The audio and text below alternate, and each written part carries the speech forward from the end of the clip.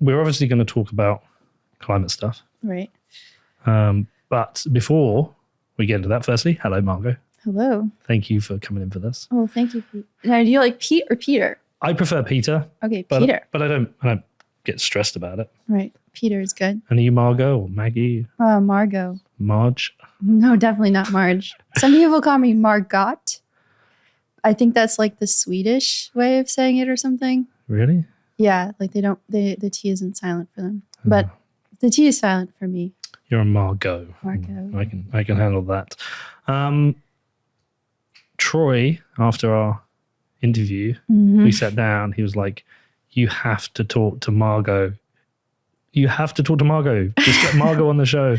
And then I spoke to David Zell, and David Zell was like, you have to talk to Margot. You got to get her on the show. And you're too nice.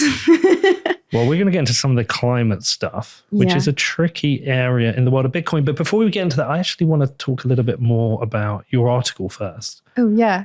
Because it's very interesting. And I want to hear a little bit about Occupy, because obviously you got involved in Occupy. And it's something me and Danny have been talking about a lot. I'm interested in the idea. I'm essentially a statist because I believe in democracy and government, although I accept it's completely failing at the moment. Yeah.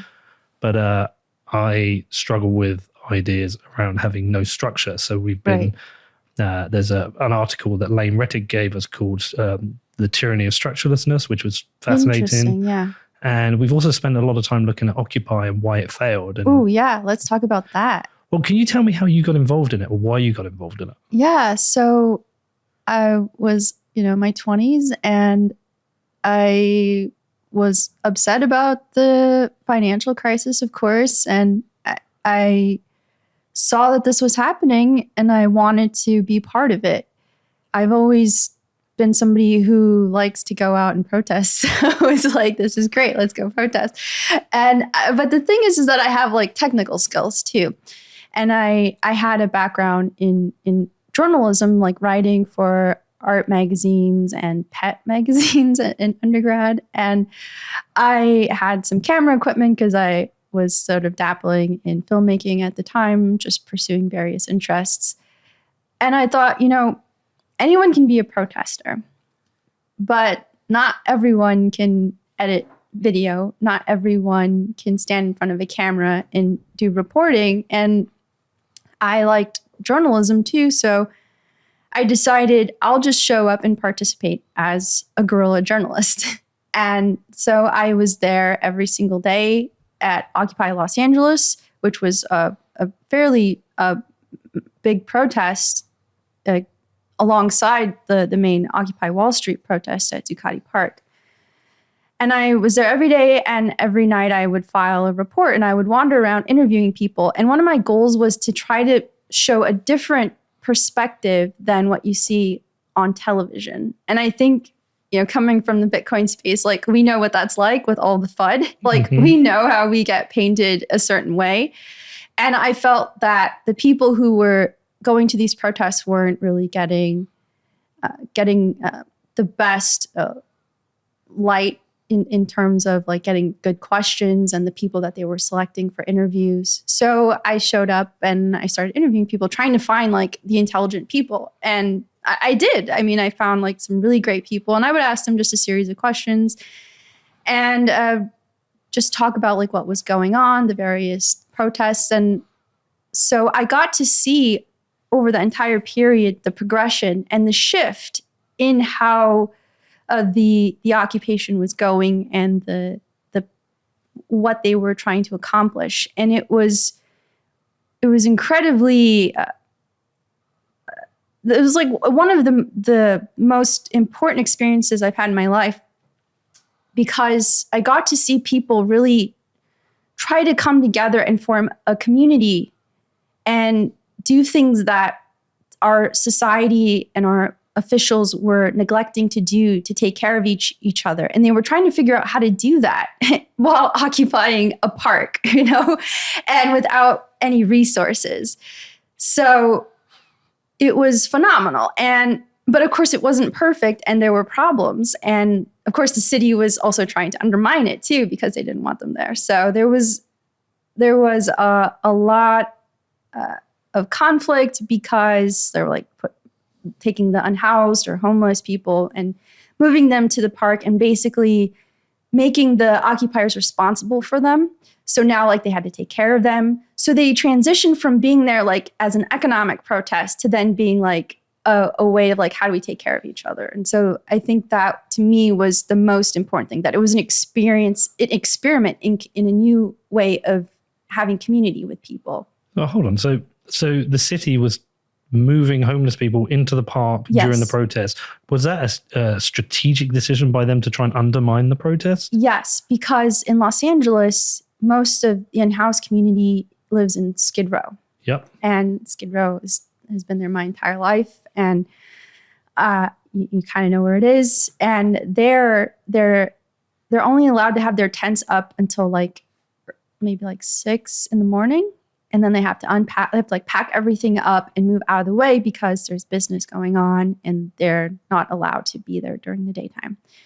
And there's also all, these criminal laws against homelessness in the city. Like you can't sleep in certain areas and stuff. So the police were telling them, hey, if you go over to City Hall, you can sleep there. You can stay there all day long. You just set up your tent. It's fine. So they started telling the unhoused to go over there and to move in with the protest. Now, the protesters themselves, like obviously they welcome them. And a lot of the unhoused community got involved with the activism there.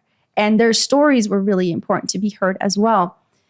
But still, there were a lot of problems. And unfortunately, the unhoused community has a lot of mental health issues, and there's drug addiction. Of course, like when you're literally living on the street with nothing and you're practically invisible, I mean, society just casts you away. Of course, you're going to suffer, right? So the occupiers had to figure out, how do we deal with that? And one of the moments that really stands out for me was that there was somebody there at the occupation who was dealing with drug addiction. And the community came together and they were like, how do we solve this? What do we do? How do we provide support for them? And it was just, like a group of 20 or so people just sort of standing in a circle, like talking this over. How do we provide for them? How do we take care of them? And to me, that was the first time I had seen people, my own age or maybe a little older, like really trying to solve these social issues and realizing that we had so many social issues in the United States that have been ignored by our leadership, by our politicians. And in a way, it was really unfair for them because they were there to protest the banks, right? That was the protest, like Wall Street. The fact that all these homes had been illegally foreclosed on, the fact that the banks got bailed out, but people didn't get bailed out. And all of this was under the Obama administration, right? This was a Democrat in office. And they were really forced to deal with like this underlining social issue that has gone progressively worse, I would say, in the United States, like with like the fentanyl and like the prescription drug addiction that has moved through the country, and it was really hard for them to do that, but no one else was doing it, and that's really what Occupy became in a way. It was this like, how do we have like a new society, a caring society?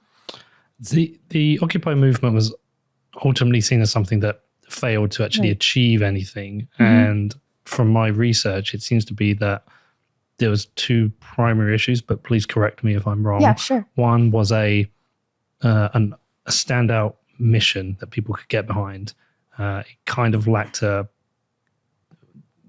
I say, just a mission. And also there was like a lack of structure, mm-hmm. which is something that I'm interested in, because whether it's the podcast or whether it's the football team or whether it's society or it's my family, I always feel that you need structure and hierarchy. Mm-hmm. I think flat structures usually tend to fail. But please tell me from your side. Yeah. Correct me if I'm wrong. So absolutely, Occupy was considered a leaderless movement, or it was either a leaderless movement or we were all leaders. That was the messaging. And of course, like this was also something very new that people had to figure out. And they had these the assemblies or like public assemblies, citizen assemblies that would happen every night. And they would try to vote on things. And it became very difficult to do because they wanted to do it by consensus. So everybody had to agree. Like if they wanted to go on an action, like go do a march, everyone who was there at the assembly had to agree on it. And oftentimes there was always one person who would completely negate it. And they would do this thing where like they would put their arms like that. And that meant like, no, I don't agree with this. And so it became gridlocked. And after a while, there were like not a lot of protests happening. And I remember walking around and being like, counting the tents, like, well, there's 200 tents here, but there's like 8 people that are going to go on a march. So like, what's going on? So yeah, in a way, like, I think the problem is that you can have low hierarchies, right? You can. I think that that's okay. But consensus to me is not something that's good if you want to do things immediately. Consensus is something that takes time. And in a way that's good, like you need consensus on big issues. You're going to need to work it out. You're going to need to talk about it. And you're going to have arguments and you're going to have to persuade each other. And then maybe at some point, some people just absolutely don't agree. And then you need to rearrange your society, right? That's like the ideal look at consensus. And there's, in the anthropological record, that's basically how some of these like low hierarchy societies worked. But at Occupy, you couldn't do that because you needed to go on an action tomorrow. And you might be evicted in the next 3 days, right? You're living like day to day of like, when are we going to get evicted? When are we going to get evicted? And what's going to happen when we get evicted, right? So that was a problem. And I think that I remember thinking like, this doesn't work. And these assemblies don't work. And I never participated in them because I wanted to be there sort of as an observer, even though obviously I was like, on mission with what they were doing. And I was completely sympathetic. And I was there because I really wanted to give them a fair chance in what they were doing and let the public really see a different side.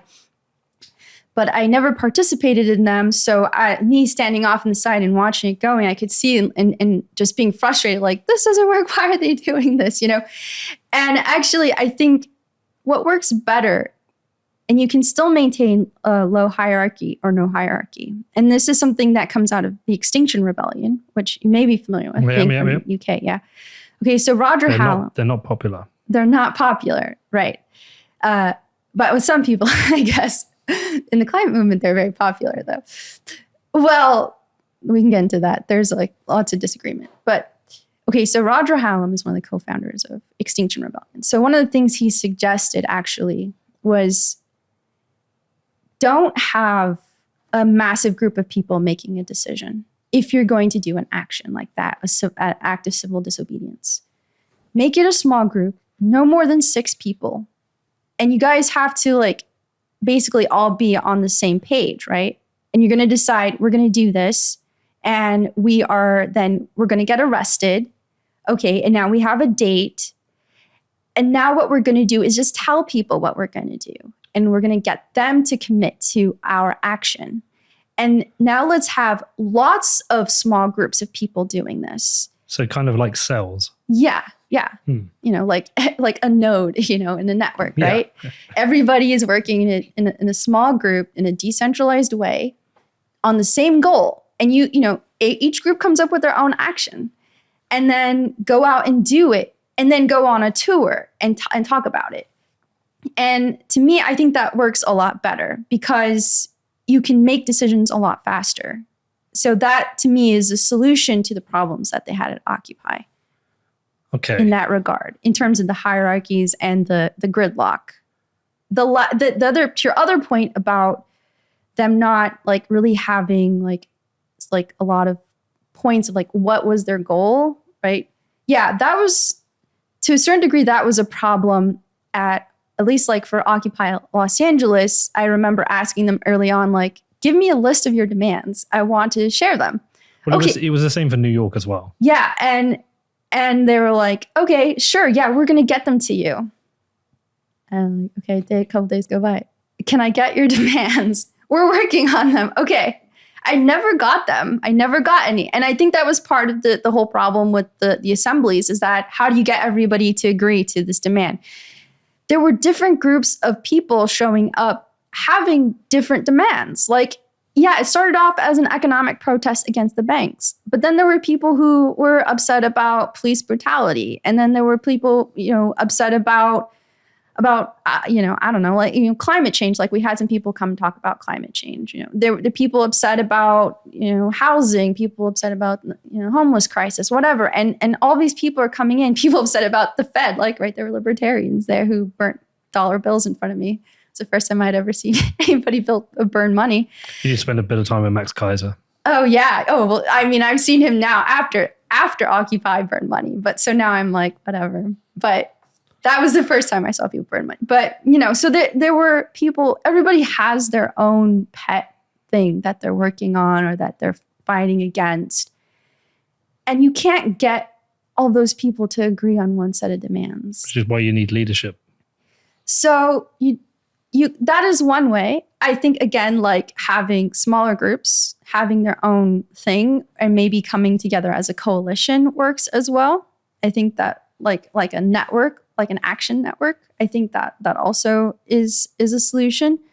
There were people at Occupy who tried to be leaders or who like became leaders, but at the same time, they didn't have a lot of trust from people because they seemed like maybe they were being opportunistic, right? So there's a fine line there, I think, in these movements of like who's a leader and who isn't. Obviously, if you have someone like MLK as your leader, right?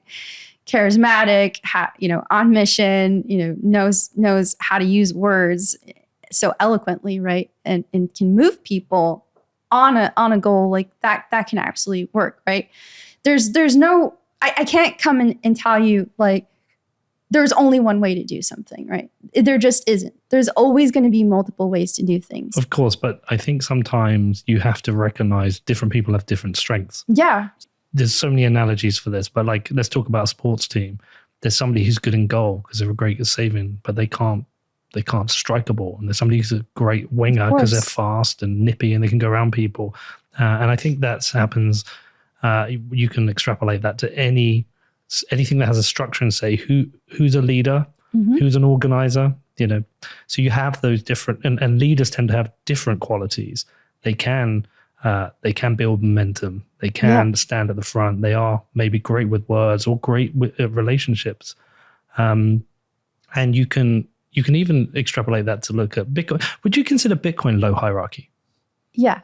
Yeah. So if Bitcoin's low hierarchy, but you still have the people who are the developers. Sure. You have the people who submit BIPs. You have the people who are seen as opinion leaders, the people who spread messages. You understand there's no actual leader, but there are definitely leaders in ideas. Right. And maybe you could consider the goal or the mission or the request to be like BIPs. Right. Like what is it? What is it that, what are the demands? But being an Occupy movement, for me, when you get into things like police brutality, which is obviously a super important issue, I don't think that was an Occupy issue. Occupy was about runaway capitalism, the abuse of the system by the connection between Wall Street and the White House. And I think that it felt like to me, that should be the mission, something regarding runaway capitalism. Yeah. So it definitely was like that was the sense of why people were there. But there was something that happened. There was like huge working class support at the beginning. Yep. And then it dwindled away. They stopped showing up. I interviewed a lot of people who would show up after work and they would stand out along the sidewalk with their signs and they're like, yeah, this is great. We're here. We support them. And like halfway through that change, that like the unions were coming out and they were doing their protests and they were really massive and exciting. And I still don't really understand the shift that happened. Either it went on too long or it just became too gridlocked in the decision making and it turned off basically the working class. And they were like, this isn't really getting us anywhere, you know? We've lost our houses. Yeah. And here these people are fighting over like some, you know, order of operation of how to run the assembly or something like that, you know? I mean, I think an important mission behind it should have been that people should have gone to jail for it. Well, of course. I mean, there are people, I mean, one guy went to jail. I know one person went to jail. Yeah. But probably a lot more people should have gone to jail. This was a huge crime committed against not just the American people, the world. Yeah, well, people are still upset in 2022, like the whole GameStop thing, right? Yeah. I don't know if you've perused the Reddit subreddit around that, like Wall Street Bets and stuff. So I was on there, you know, reading all the posts, and it was phenomenal. Like, it was literally Occupy Wall Street online. And some people are a little cynical about it. They're like, no, you know, they just were like trying to pump their bags. But no, really, like so many people posted on there. I was 14 when this happened and my parents lost their home. I'm doing this for them. Or like, you know, this happened. My family lost all this money, or my dad lost his job, and I'm still really pissed off at these, and I'm going to get those hedgies, you know? And that was, there was a huge proportion of the people involved in that who felt that way and who still do. And that was a point where I realized, wow, people are still angry. 10 years on, and they're still angry. This has not been resolved. And the fact that they're still angry and this has not been resolved, I think is a big indicator of why we have so much distrust in society in the United States right now, like institutional distrust, like everything that has happened over the pandemic with mandates and things like that. I think all of that goes back to the fact that the United States failed to protect the people from what had happened during the crisis. They saw that the banks got away with it. They're still in business. They're still doing risky speculation. These derivatives are still happening in various ways, and even with related to climate change, like these carbon markets operate similar to derivative markets, right? So they see that they've been screwed, and nobody is coming to save them. So why would they trust? Why are they going to trust the pharmaceuticals? Why are they going to trust the CDC? Why are they going to trust, you know, President Joe Biden, a Democrat, when a Democrat was in office after the financial crisis, when they had a chance to really bail out the public, and they didn't do it. So they bailed out the banks and recovered the economy. For the banks, mm-hmm. Right? The stock market was recovered, but not really for people. The jobs that came in after the recession were lower paying jobs without with less benefits.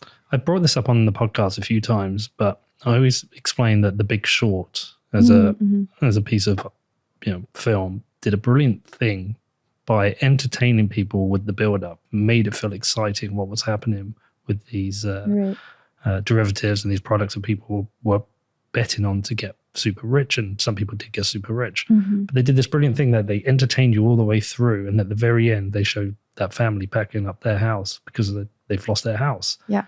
And then we did another podcast series about Steve Mnuchin, did a lot of research into this and found out how, I think it was the people like BlackRock ended up just sweeping up all these houses, and they've moved America shifted it more into a rental economy than a home ownership economy.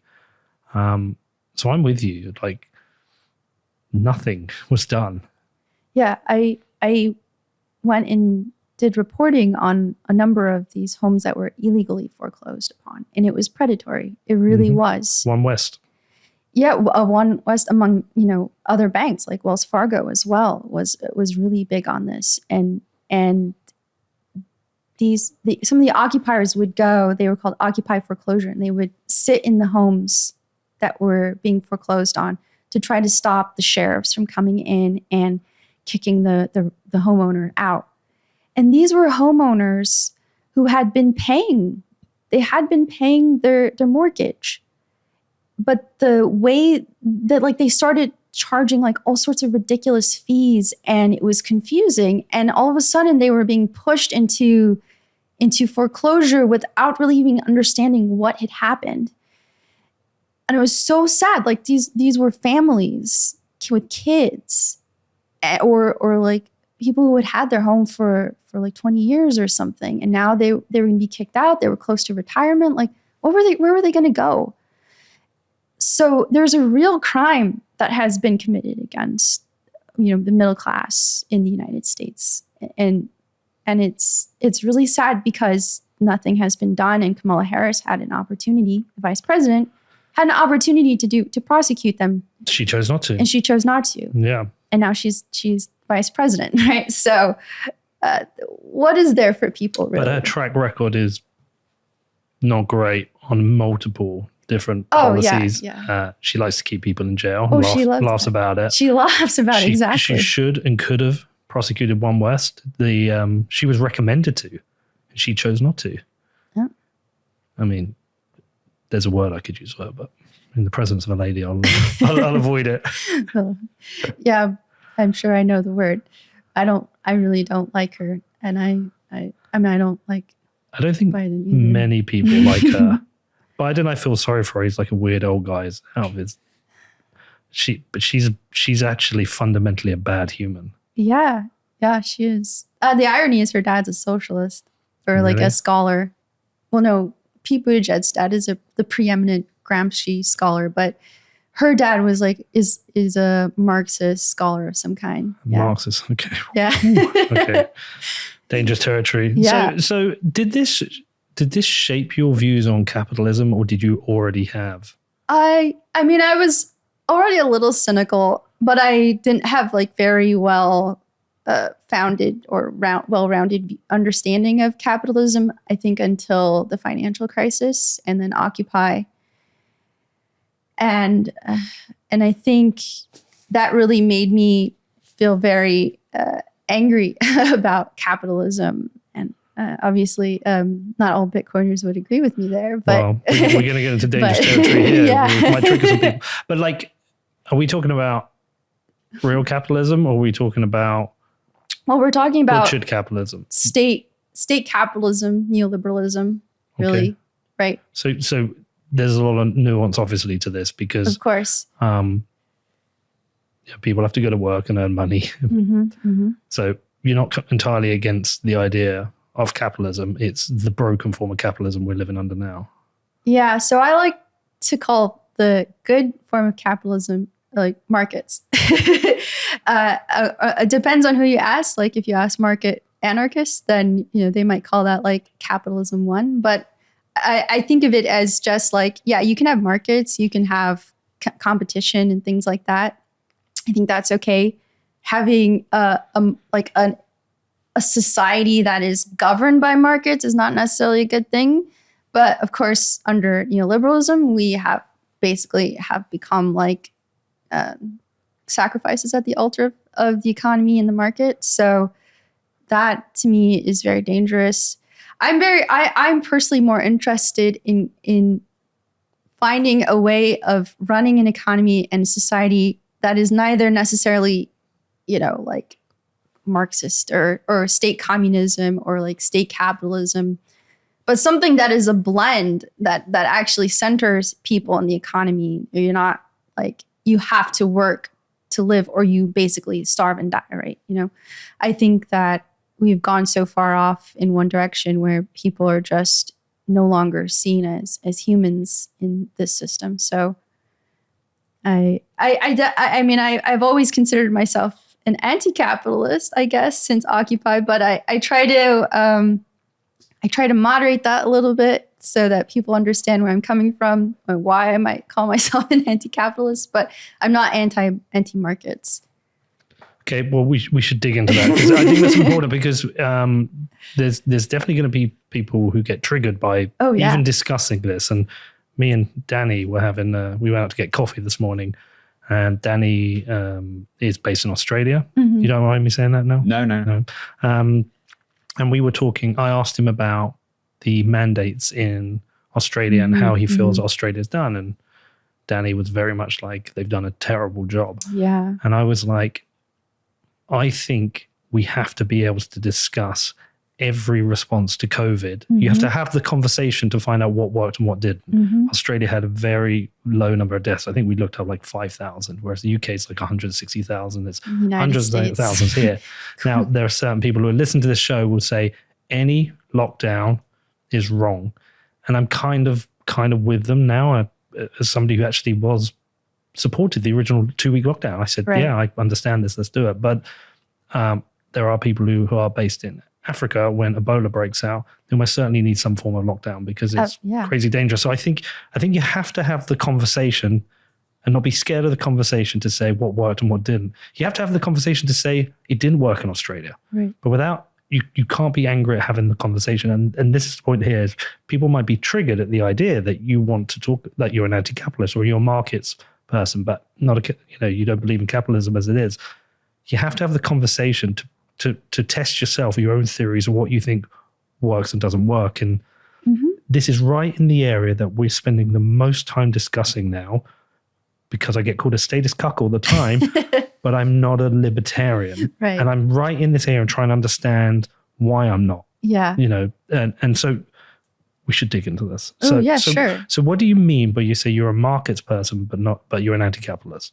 So, I think that markets have existed before capitalism. I think we have enough evidence of that going back even through feudalism and before it in the anthropological record.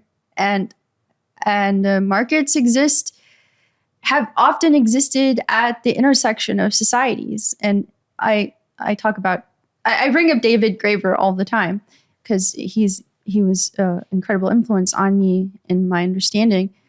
And in Debt, the first 5,000 years, he looks at a lot of societies and he's like, the areas in which the markets occurred in his descriptions were often at the edges. So within the societies, maybe they didn't even have money, right? But they had all of these, they had built-in trust, right? Like in a society where you know people, where you know your community, and you have whatever guidelines or rules that your community follows, your society follows, you may not need a market because your trust is how you make your decisions on, whether you like give dowry, like a bride dowry, like if you give, somebody's going to get married, right?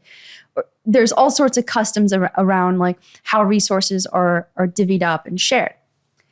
But in the market, like haggling, I think was the word that he said. Its origin was not like the nicest origin. It was something like you would use only with a stranger, like you would kind of like rip them off, kind of thing. So I think that markets exist where trust is low, which kind of goes back to like where Bitcoin is like don't trust verify kind of thing, like, or it's like it's trustless, like. There's built-in mechanisms, so you don't have to necessarily trust the other person that you're exchanging with. And I think in those areas, markets will have to exist, will always come up spontaneously because there's no like human trust between strangers necessarily. So in that sense, I think markets naturally exist, and there's plenty of evidence that markets have naturally existed. And there's always been rules in markets too, like during feudal times, like they had rules against monopolies, right? So there have been rules, or what we might call regulations, but it depends on who's enforcing them, right? We have regulations now enforced by the state. So then we have state capitalism, and we have now finance capitalism. We started with industrial capitalism, where we were manufacturing everything in the United States, and there was jobs.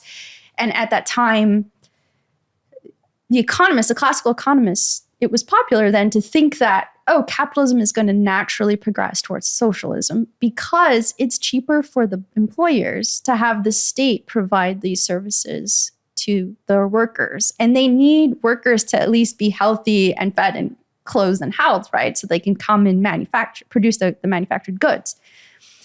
But then the society in the United States and globally have transitioned to finance capitalism. So our economy is now very much finance based, right?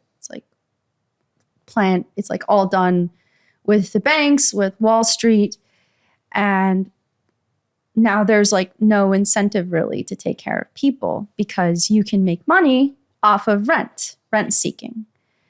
So like Michael Hudson, he's an economist who's actually sort of more like a progressive type economist. He wrote this amazing book called Super Imperialism that talks about like how we got off of the gold standard and how the treasuries were used basically to fund our deficit spending and of course wars. So he like looks at Wall Street and he's like, oh yeah, like this is basically like where the central planning is now in the United States.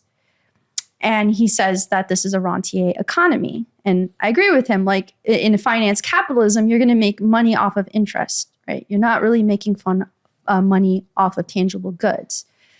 So this has led to, I think, the situation that we're in where people don't really matter so much so long as they keep certain aspects of the economy going. And that I think is very troubling because in order for this particular type of capitalism to work, like with neoliberalism, you really need the state involved.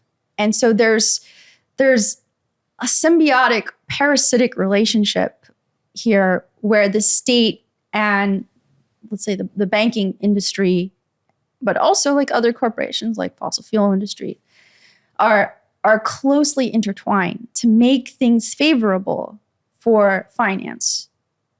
And for example, when you look at how the money ends up going towards the fossil fuel industry, there's all sorts of really bad incentives that the government enforces with tax breaks and subsidies that makes it like a pipeline for funds and loans to be from banks to go towards the fossil fuel industry. So like issues that we have with like new coal plants coming online are because because you literally can imagine like pipes pushing the money in a particular direction, you know, like there's like paths that have been built in because of the government.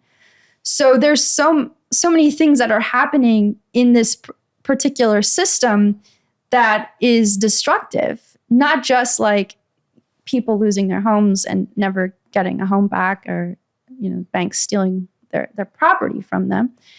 But also like with fossil fuels, the fact that we have like $5.1 trillion worth of subsidies every year for the fossil fuel industry. So that to me really globally, like it's like 5 trillion every year. So we have a really screwed up system. And you can call it capitalism, you can call it crony capitalism, call it whatever you want. The existing actual system that we live in is totally broken. And so I have called it capitalism. So I'm anti-capitalist because I'm anti this system, but you can call it whatever you want. Maybe you're like anti-crony capitalism. It doesn't really matter. You're like anti-neoliberalism. It doesn't matter. Whatever this system is you're right anti now. The broken bits of capitalism. Yeah, I'm like, this is broken. Yeah. Yeah. So do you get much what kind of pushback do you get from people when you discuss this? Because everything you're saying makes sense. Yeah. We all recognize it. Even Bitcoiners recognize it's broken. But when you say you're anti-capitalist, that's going to trigger people. Oh, yeah. Well, see, I learned that in Bitcoin because I come out of the left, right? And for us, it's like very natural, like, yeah, anti-capitalism. We all understand what we mean. But if I say that to somebody who is a libertarian, you know, oh my gosh, their head's going to explode. Like, how dare you say that, you know? And then if I tell them like, oh yeah, I come out of the left, or like, you know, like I'm very like anarchist leaning, or, I mean, I was definitely more like a democratic socialist for a while because of Bernie Sanders. And if you say that, like, people get really triggered and they're like, oh my gosh, you know, you just a commie. Yeah, you just want to like tell me what to do and take my property away and things like that. I'm like, no, I'm not really interested in doing any of those things. Or like, they're like, oh, you're going to come and mess up, you know, Bitcoin's monetary cap. You want to just like free money and stuff. Well, like, no, I don't want that either, because obviously the money printing is partly why we're here, right? So it's like, it's been really great actually to be more involved with people in Bitcoin now than because I really got more into Bitcoin in 2018, but the first time I tried mining Bitcoin was somewhere like 2011, 2013 in that range. And I have a range because at the time I didn't know what I was doing. So, and I was like, oh, this is just another thing on the internet. So it wasn't something that really registered with me, but it was something that, damn it, that I was like, after the fact, I was like, God damn it, man, I really blew that. If only I understood money then. But it was something that I always just kind of followed until I really needed it in 2018. But anyway, I really didn't get into Bitcoin Twitter until 2021. And even then I was doing it anonymously because I was afraid of all the pushback I might get from people in the climate movement. But once I started interacting more and like going on spaces and stuff and seeing people's responses to certain things that I would say, I realized that we are so polarized, especially in the United States. And in this polarization, we have our own vocabularies. And we're using the same words, but they have different meanings. And we are completely turned against each other, even though fundamentally we agree that we all have this problem that we're facing. I think people agree a lot more than they think they agree. Oh, yeah. I am so surprised. I was so surprised how many people were like, would DM me the first couple of times I was speaking to space, and they're like, "Oh, that was great what you said." And I would just talk like about the stuff that I'm talking about now, like about finance capitalism, about like these low interest environments create a lot of room for speculation, and the fact that innovation has been stymied because it's so easy to rent seek instead of investing in actual productive areas of the economy. People were like, yeah, I totally agree with you. Or if I would say something like, people like Alex DeVries complains about the e-waste thing, right? But he blows it out of proportion. And I would say, like, obviously this is, Bitcoin is not the only place where e-waste is a problem, right? And it's only a very, very, very tiny, like 0.5% or something. Like everything else that Bitcoin does is only like 0.5% of the global impact. And I would say like, but, obviously this is not good. We cannot deny that, throwing away these old miners is a good thing. We should be recycling them. But then again, like we're not recycling anything. Like we have very low recycling rates for e-waste in general. So it would be better if we had like, let's say like more modular miners, things that we could just like replace parts. But we have like a whole society that we have to shift. And people will be like, yeah, I agree with you. Yeah, of course. But none of the people who are agreeing with me probably call themselves a socialist or maybe an anarchist or anything like that, or have read Marx or whatever, right? Or a progressive even, but they're agreeing with me. But this is the problem of division. Yeah. People have lost the ability to sit down and have a conversation and figure out, well, what do we agree on? What do we disagree on? Where is the compromise? I did an interview yesterday. We were talking about that it's much more of a problem here in the US. It's not as big an issue in the UK. People are able to, and I say it's because we don't have a two-party system, right? And we don't have such divisive media. Mm-hmm. But here in the US, it's very divisive, and I think sometimes people are trapped by their own political ideology that I can't fucking agree with that person. Yeah. But what tends to happen is they can't agree with them on Twitter. But you get them in a bar and you get two people around the table, have a conversation.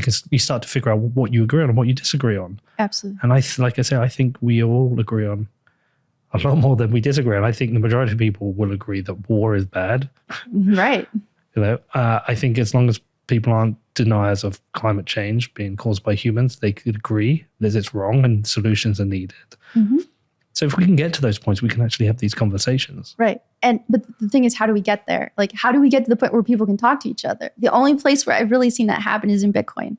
Yeah. So to me, like the social value of Bitcoin is massive, because here we're forced to talk to each other, because we've all come to this place because we know that at least the central banks, we know fundamentally are screwing things up and are propping up an economy that doesn't work through quantitative easing.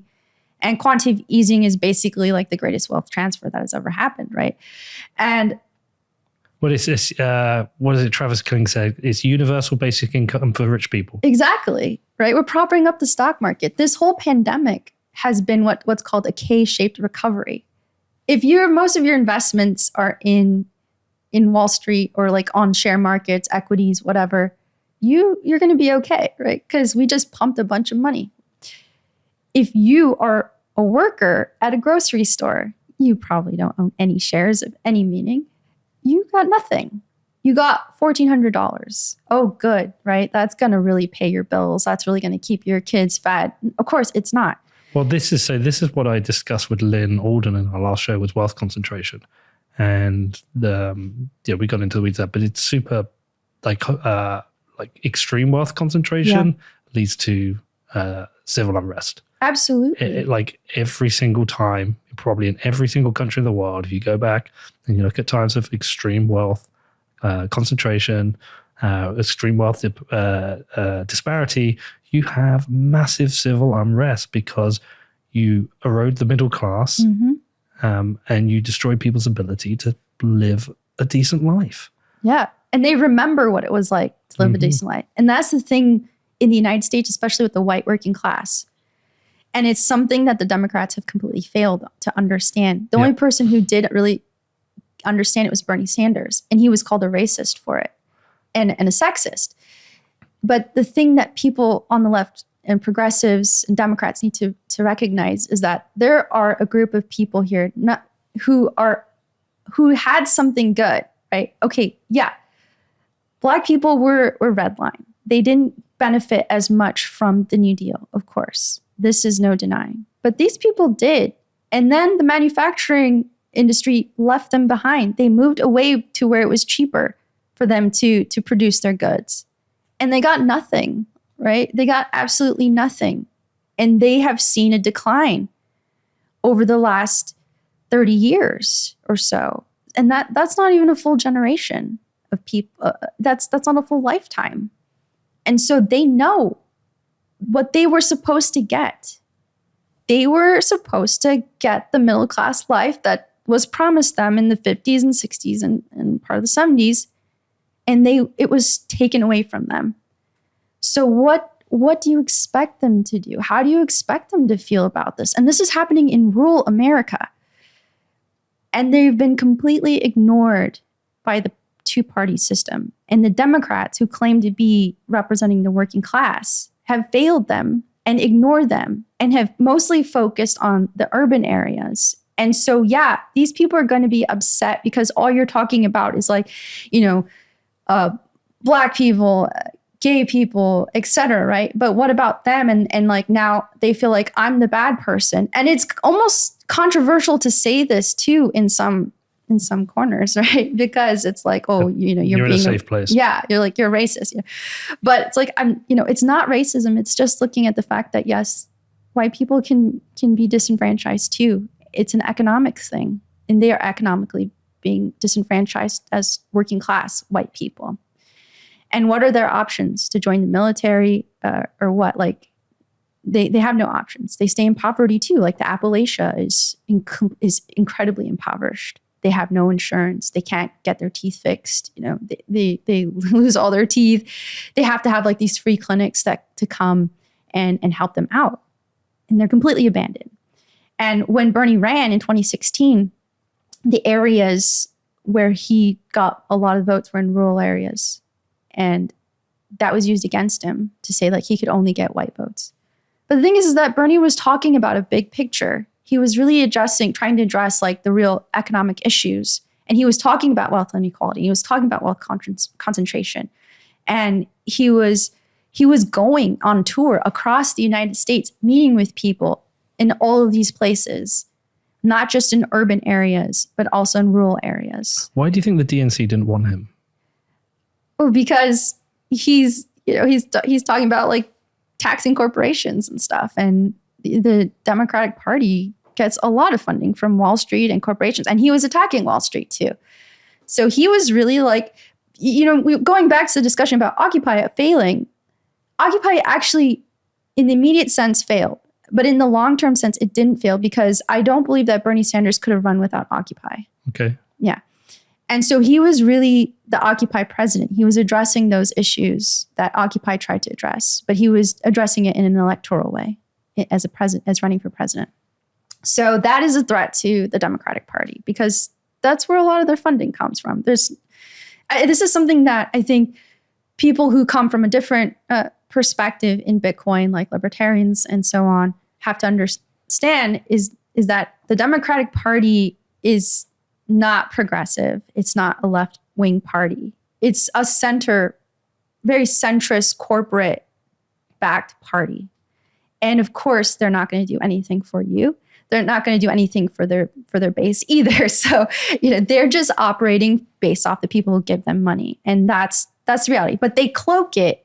They cloak it in identity politics. Like, oh, well, we're going to have the first African-American woman vice president, or we're going to have the first African-American Black president, or we're going to nominate all these people of color to all these offices. Look what we're doing. Isn't that great? Diversity. We're being inclusive. But that's just the veneer, because that's not okay. Great, like it's not policy. Yeah, it's just role models. Okay, in the one sense that's great, but in the practical sense, like, well, the Navajo Nation still doesn't have access to water. They, that coal mine that was decommissioned. Like, what's happening with the remediation of the coal there? Like, these people have been completely ignored, and. Okay, like, what about the working class in general? Like, does having Kamala Harris as vice president change their status? The Black community, like, are they being uplifted by her being vice president? So far, I haven't seen that. So that's the Democratic Party's playbook, is just to like give this sense, present themselves as like the diverse party, like, and claim. And every now and then throw a bone at the working class. But they really don't do anything. They haven't really done anything substantial, I think, in a long time. Well, this is why it's very easy to have a lot of sympathy for libertarians, because it's a completely broken political system. The financial system is also completely broken based on successive governments from the left and the right. Yeah. There's been multiple wars over the last few decades. Yep. It's very easy to point at the failings of government, and I have so much sympathy. I think the libertarians absolutely have it right on paper. I just don't think we get to the society. I don't fully understand the society they picture, and I don't think we can get there. So my view has always been, how do we rebuild democracy? How to make it stronger? And I think if there was a strong libertarian party pulling at the strings of government to make government smaller or more responsible, I think that would be a good thing. Yeah. But I struggle with their whole idea.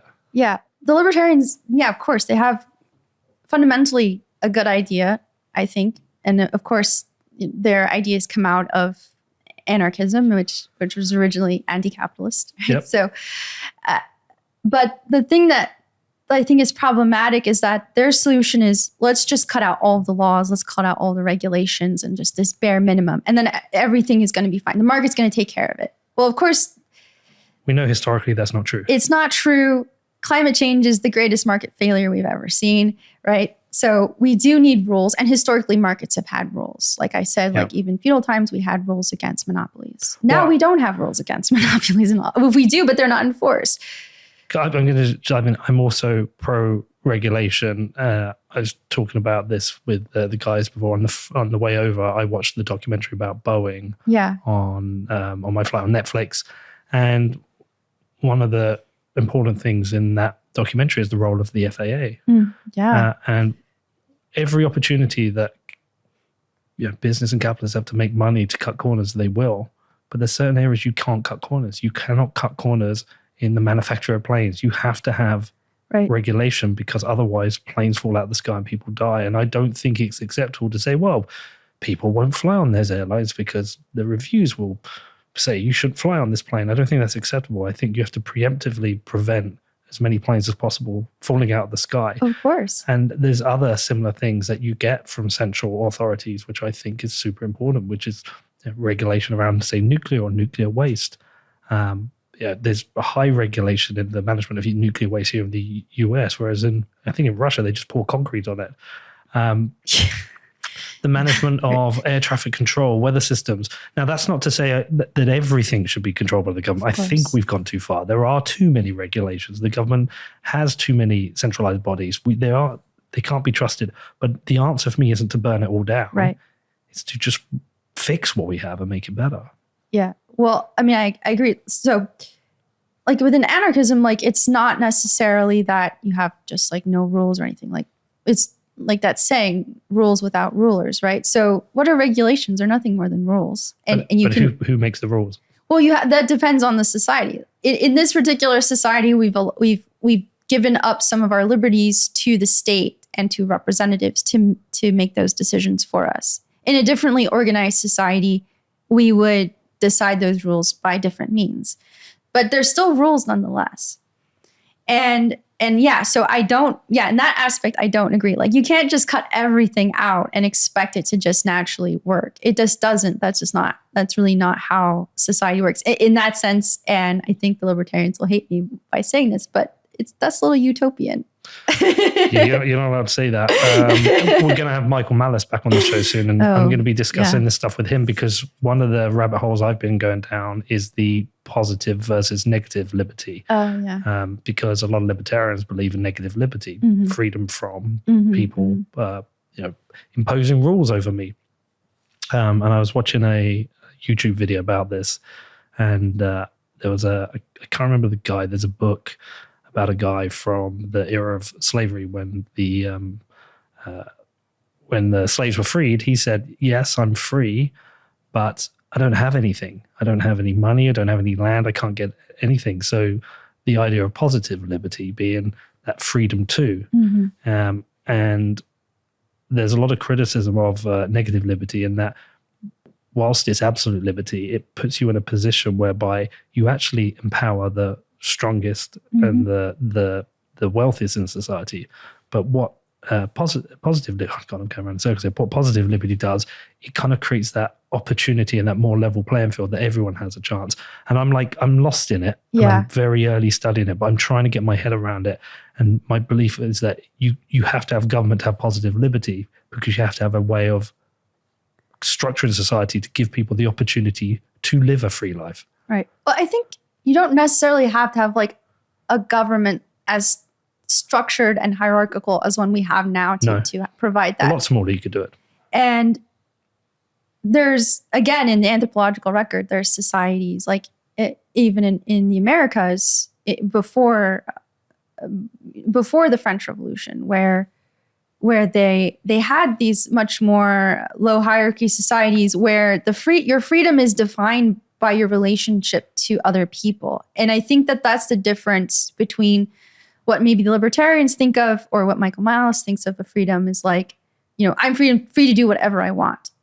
But actually in societies, historically, your freedom was really defined by your relationship to somebody else. So what I do affects them and I'm responsible to them. So I actually have to define my freedom in the sense of, is what I'm doing going to hurt the people around me or hurt my society? And I think that that's actually the kind of freedom that happens in the real world. And it's not so much this like, I just do whatever I want freedom. And well, there's consequences. Yeah. And for example, and I believe this example comes out of the new David Graeber book called Dawn of Everything. And I haven't read it yet, but I've like watched Wengrow's interviews and read a number of reviews.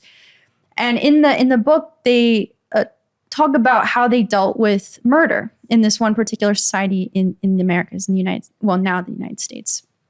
And so if you murdered a family member of mine, you wouldn't go to jail, but your entire family would have to compensate my family for that murder. So the damage that you did has to be shared by your family. What if you don't like your family? You're screwed. I don't know. No, your family's screwed. Well, they're screwed. Yeah, like they don't like you. They're still responsible to pay for what you did. But you can just go around killing people and your family has to pay for it. Well, apparently it worked in this society to minimize deaths. That was the way to minimize murders, because the consequence was shared. So now people in your family have to keep you in check, and you're like, don't do that. How big is maybe that? They murder you. Well, maybe. How big is that society? I don't know how big they were, but they must have been pretty big, because they were interacting a lot with people who were coming over from Europe, and they had a pretty big influence on the Enlightenment in Europe leading up to the French Revolution, because they actually thought that, in a way, they thought that the Europeans were a little barbaric because they really didn't have this like concept of freedom or liberty in Europe at the time. I'm not sure I can buy that as a solution. Yeah. No, I'm not saying that's a solution. I'm just saying that in the anthropological record, like that was one way that they did it. Maybe it doesn't work for you, but it worked for this particular society. So I'm just saying, like, there are alternative ways in which societies can operate. And it really depends on the people who are in those societies to make those decisions. So I guess it's just an example that there are different ways that you can approach this. It doesn't necessarily have to be like a highly structured or bureaucratic government. It can be governance by different means. And I think it's important for us to think about all the different possibilities in which we could run our lives, because for so long we've lived within this structure, and this particular structure, I think, is failing. And so we have to figure out, if it's failing, what comes next. And if we have a chance to shape what comes next, we should really start looking at how other societies have operated in the past and try to get ideas of how to fix the problems that we have in this next step. Doesn't Bitcoin fix this? Bitcoin fixes some things. Yeah, absolutely. I think the great thing about Bitcoin is that Bitcoin is a decentralized network, right? Mm-hmm. But I don't think of it as just like a description of a network topology. I think of it as actually a philosophy that sort of rubs off on everybody who comes in interacting with the network or participating in the network. And it changes the way you think about things. A lot of things. Yeah. I mean, myself as well. It's changed a lot of how I think about energy, for example. And I think that this is sort of like, it's a little bit of a Trojan horse for figuring out how to run society in a less centralized way. And I think that can actually help us. And one way that I think one area that I think it aligns very well with is something called communalism, which Murray Bookchin developed later in life, I guess like in the 80s or 90s. He came up with this idea, which are like radical municipalities, or basically it's like bringing governance, more of the power of governments down to the municipal level. Yeah, localism. Yeah, localism. So that was something that he defined pretty early on. And he had a really good understanding also of the climate crisis before people started calling it a climate crisis, or really understood climate change on like a national discourse level. Like, he was talking about this in the 80s. And so his solution was, so he was originally, he came out of like the Marxist left. He became disillusioned with them. And then he became an anarchist. And then he started developing these ideas. And he was like, this is like one way that we can do some form of anarchism within the existing structure. And he called it communalism. He had a really hard time getting other anarchists on board with this, actually, which I was kind of surprised with. I think maybe because it's sort of somewhere in between. It's not no hierarchies. There's like, I think it's more like low hierarchies, but it can exist within the existing like United States. And it's basically like, take over your local government and start creating more of these local neighborhood assemblies, get people locally involved in their community and make decisions on that level. And that, I think, actually works very well with Bitcoin, because it already has the idea of decentralization. And so you can start doing this. Like, if you're going to transition into a new society, well, you're going to have to build that society alongside the existing society. So if we could incorporate this type of localism and this type of communalism where we have more democratic input from the people who are actually living in those areas, then we may actually be able to fix some of those problems on the social side, and then combine that with Bitcoin, which is a decentralized money. It's a stateless money, and mining, right? You can maybe have some self-sufficiency within those communities if you're mining and you're using those mining rewards to give back to the community, like buying whatever is needed or funding parks or whatever, right? So that to me is like a potential vision for what a society could be like that incorporates Bitcoin at a local level. And I'm still thinking this through. So this is like very early stages of what I am, and I'm trying to understand more of Murray Bookchin's work. But like, to me, I think Bitcoin fixes this in the sense that it can incentivize more localism. Well, I agree with that. Yeah. I mean, we saw that essentially in El Zonte. Of course, which you wrote about in your article, which we will share in the show notes because it's a thought-provoking article. And we're going to cover the climate stuff. We are getting there, which is the main reason I want to speak to you. But just one question before we get to that is that in the kind of Bitcoin world, there are, as we said, lots of libertarians who believe in some in no government, some in smaller government. Right. There are people on the right who generally kind of, even though the right now, the conservative Republican side are big government, but these people do believe in smaller government and kind of leave me the fuck alone kind of stuff. Yeah. I think Bitcoin has struggled to bring progressives in. And this is one of the reasons I want you on the show. It's one of the reasons I had Ben Ark on the show recently. I've had Anita Posh on the show. I will happily have anyone left, right, I don't care. Yeah. Have anyone on because I think it should bring us all together. But why do you think we've struggled to bring progressives into the Bitcoin world? Yeah, I think part of it is that progressives are looking towards using government to create protections for the working class. And they see that as the main way to do that in this society. And they're wary of anything that even sounds libertarian because that's the opposition. And of course, the other problem for them is that the FUD is telling them two things. Bitcoin is bad for climate change. It's going to melt the planet. Mm-hmm. And Bitcoin is just a speculative asset. It's just for speculation. It has no real world value. Well, speculation, okay, that's triggering because we're opposed to Wall Street as progressive, right? You don't like Wall Street. You think it should be better regulated. They're a part of the problem. And so all they're hearing is Bitcoin is just a tool for Wall Street. It's just another game, another market in which they can play and have fun and make money, and they're not getting anything from it. So how do you get them through all these layers of FUD? It's a lot of layers. It's very, very hard. I got a text message from a friend yesterday. Maybe the last couple of days. It completely blew my mind because I sent him last year. I sent him an article that I wrote about climate change and Bitcoin. I called it the financial Hail Mary for the climate, Bitcoin adoption. And he read an early draft and he was like, why do you think Bitcoin's going to save the world? He was like super skeptical. And he actually at some point, like we couldn't even talk about it anymore because he would get really upset. And he sent me a message. He was like, Margot, I'm so sorry.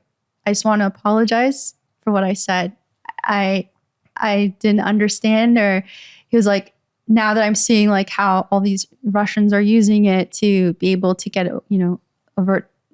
around like some of these worse sanctions that are happening, like banks being, freezing assets, freezing their money and stuff like that, or like dissidents or whatever he's saying now in the news or on Twitter. It's like, now I understand, basically like, now I understand.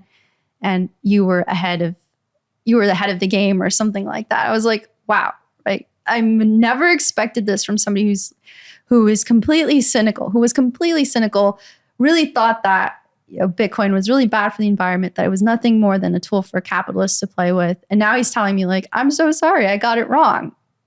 And so I think that what that means is that we just have to keep having these different voices speaking about Bitcoin from within the language that they understand. And the thing that he said was, I think that what you wrote made it possible for me to have an open mind to be able to get to this point. Is that paper available? Yeah, it's on Medium. It's under my pseudonym. Okay, so you can tell me afterwards. Yeah, you tell me secretly, and I'll go and read it. And I can't share it in the show notes, but yeah, you can share it. I mean, we're going to expose your NIM. Yeah, because originally I was using this NIM because I was worried that climate activists would hate me for writing it, and I was involved in the climate movement. I used to lead protests and stuff, and I thought everybody in climate hates Bitcoin because they think it's melting the planet. Well, we need to get these positive messages across to people. People are resourceful with money. If you're in Lebanon and your currency's collapsed, or you're in Turkey and your currency is collapsing, or in Argentina, you find ways of protecting your wealth. People will always find ways of protecting their wealth. People in Russia right now will be finding ways of protecting their wealth or trading. They'll be trying to find out. And I mean, Venezuela, there's access to 5 currencies people use there. They find ways. People are resourceful. Criminals will always use money. Yeah. They will always find a way. To say, I mean, Elizabeth Warren she's like chief FUD promoter at the moment, whether it's sanctions or whether it's climate change or whether it's criminals. She's chief FUD promoter. But all these people can do all the things they're doing with Bitcoin, they can do with the dollar. But the great thing about Bitcoin is we cut out a lot of the incentives that come from government, which fuck with the financial system. Exactly. So we have to work much harder to get these messages across. I would say on my show, it's very easy for me every week to have a libertarian on or someone from the right and talk about their ideas, but they're out there. There's 20 other podcasts covering this. I think it's right now, it's more important for me to have people like you on and start speaking to progressives and start saying to them, like, Bitcoin isn't the big scary monster. There's actually a lot of good things Bitcoin can do that you could care about. That, hopefully it reduces wealth concentration. It supports activists. There's all these things. So I think it's a much more important conversation to be having. Yeah, and it's really important because a lot of those people who could benefit from Bitcoin are going towards Ethereum and going towards DAOs and going towards NFTs because the DAO governance feels like a community. Mm-hmm. And in Bitcoin, we're like a little individualist in a way. And that's not appealing to them. So like when I wrote that progressive article for Bitcoin Magazine, I wanted to highlight there's individualism, but like individuals are in a community, and there's a lot that Bitcoin can do for a community. Well, look how people get together. I mean, great example. Look what's happened in Ukraine at the moment. They're trying to raise money for the army. 50 odd million was donated. Look what's happening with the truckers. People donated. Yeah. People come together outside of government and work together in Bitcoin to help the causes they believe in. They probably do a far better job, and probably more money that gets donated. They're probably just a group of people deploying capital. So it's just about replaying these messages and reinforcing them and cutting out idiots like Senator Warren, who I think she's the enemy of progressives. She's an opportunist. Yeah. She completely destroyed Bernie's chances in 2020 because she didn't endorse him. She ran. And then she waited so long to drop out. And then she called him a sexist on stage and created all of this drama and put him in a terrible position that was based off of nothing. Mm-hmm. And she really damaged her reputation with progressives and Bernie supporters because they liked her up to the point. I liked her up to the point because for a while, she was very strong on the banking industry, right? She went after Mnuchin. And now ever since then, it's like, who are you really, right? You're just some opportunist. You're just here to make yourself, you just want to be in the limelight. What are you really trying to do? And now, I mean, she recently did call out the big banks because they were putting all of these horrible fees on people during the pandemic when work was difficult and all these people were out on jobs. But she completely doesn't understand Bitcoin. And I think maybe it's because she really thinks that the only solution is a Federal Reserve, a central money system, things like that. Like she is really for that. And I'm sure she would be for CBDCs. I wouldn't put that past her. But yeah, she's done a lot of damage, and she's damaged her. I mean, she's done a lot of damage to the progressives. I mean, she's doing a lot of damage on Bitcoin. And yeah, to me, she's lost all credibility. Just retire, Senator Warren. Please retire. It's like, you're not helping the situation. You completely, your reputation is just in the dirt at this point for a lot of progressives, a lot of people supported Bernie. So I'm super disappointed in her, and yeah, go away. Right. So we need to talk about climate stuff. Yeah. Which I'm really looking forward to talking to you about. It's going to be another triggering and tricky subject, but I think it is worth talking about. It's a subject important to me, but I'm fully aware I'm a hypocrite. I'm personally pretty shit at my own carbon footprint, and something I need to think about. But it is an important issue that needs to be talked about. Yeah. It's not something high on the agenda of a lot of people in Bitcoin, but there are a range of people. So let's be fair about this. We have people who believe climate change is happening, is caused by humans, it's an issue, and if we don't deal with it, there's going to be severe consequences for the people of the planet. We have people who believe climate change is happening and it's cyclical and it's got nothing to do with humans. We've got people who believe in climate change is an issue, but are very nervous about centralized government creating policy and also abusing it and exploiting it. But then we have people who are outright denying there is any issue and that we should just keep burning fossil fuels and not care, yada, yada. I suspect you're nearer the start of that list as somebody who's concerned about it. Yeah, like off the edge. So for context, just explain why you're credible in this area. Explain what it is you do so people know. Right, yeah. So I'm a physicist. I actually started my PhD at Georgia Tech in the physics department. I was working on robotics, the intersection of robotics and physics and biology, studying sand lizards and snakes and their locomotion. I would build robotic models. So I have a sort of like a mechatronics background. And I was doing that for a while. And then, so when I started was 2016 and Trump was elected. Emmanuel Macron, the president of France, put out this video. It was like, climate scientists, come to the United States. We believe in climate change. Come work with us. And this was my first year. And I thought, yeah, that's great. I wish that I could do that. I even looked at the application form and stuff. And I thought, but what good am I? I'm just a first year PhD student in physics. I have nothing to offer. So I just kept focusing on my research. And then I started feeling like the government is not doing enough. And I'm not doing enough. And my work, as fun as it is, and my goal was to go back to JPL, to the Jet Propulsion Laboratory, because I loved it there and I wanted to work on space stuff and astronomy and astrobiology. And I was in astrobiology instrumentation group, and we got an instrument on the Perseverance Mars rover. So I got to contribute. That's pretty cool. Yeah, I got to contribute to that. And I loved that experience and I wanted to go back there. So I was even working on a NASA project for a little while in that research group as a side from this like sand locomotion stuff.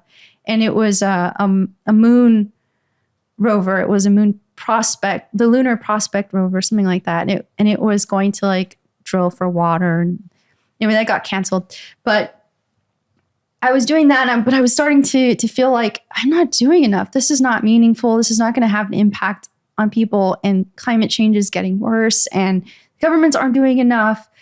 So I switched departments, and I ended up in a group in the Civil and Environmental Engineering department. It's in the Water Resources program, and I joined that group because my advisor was the lead author on the 2014 climate assessment water chapters. So the United States every number of years puts out these climate assessments. And so he was on the 2014 one. And he had a letter from Obama that was like thanking him for his contribution, and like everything in the office was like stuff related to climate change and water. And I thought, this is my chance to do something. And I actually got there because I was looking for a summer job on campus because I was trying to figure out what to do after I was going to leave, and I needed funding. So I actually got hired to be a web developer for them. So that's how I got there in the first place. And when I walked in and I saw all this stuff, I told my mom, I was like, Mom, this reminds me of JPL. Like, these people remind me of JPL. I think I have to figure out how to stay here, which is what I said at JPL. I was like, I have to figure out how to stay here and never leave. And I felt the same thing. And so I got there, and my advisor liked me enough to allow me to be in his program. And I had to start over. Like, I had to take a whole new qualifying exam, do like a whole new first year classes in water resources. And I had to learn a little bit about the climate and the water cycle, hydrology. Learned about coastal structures, like things that happen, like what are how do like structures survive a tsunami, for example, or like what are the evacuation structures that can be built and what are the regulations around that? Like, how do you make these empirical calculations? And like engineering is all empirical, and that means that it's not based necessarily in a theoretical equation. Like, you have to like go out, collect data, and figure out like what are some sort of like governing empirical equations that we could use to estimate these things, right? So there's a lot of that with like deciding like how high up you should build one of these evacuation buildings so that if the water runs up from a tsunami, that it doesn't topple or like people are able to stay above it. So I took classes like that. And then my research, I kept telling my advisor, I want to do climate change stuff. That's why I'm here.